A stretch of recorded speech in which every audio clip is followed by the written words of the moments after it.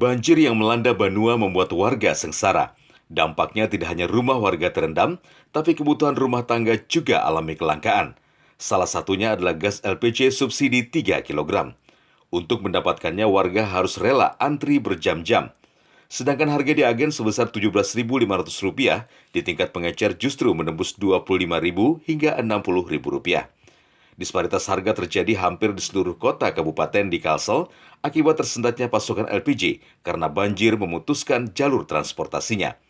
Mengatasinya, sejumlah daerah terpaksa melakukan operasi pasar, seperti yang dilakukan Dinas Perindustrian dan Perdagangan, Disperindak Pemkab Tanah Laut, dan Pemko Banjarmasin yang bekerja sama dengan Pertamina. Alhamdulillah ini menindaklanjuti dari masukan dan usulan dari beberapa warga yang menyampaikan bahwa ada kenaikan harga LPG 3 kg di Kota Banjarmasin pasca banjir.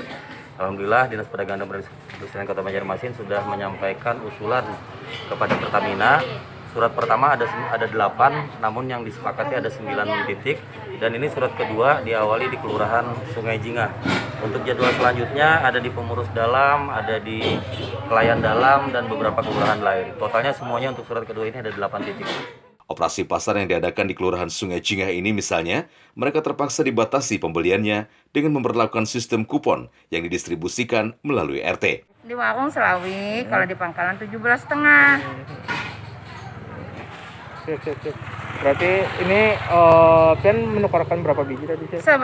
Satu biji. Satu kupon satu. Satu kupon satu. Rencananya operasi pasar ini akan diadakan sesuai dengan jumlah titik yang telah disepakati antara Pemko Banjarmasin dan Pertamina. Untuk setiap titik akan dibatasi sebanyak 280 tabung gas dengan harga Rp17.500 per tabung.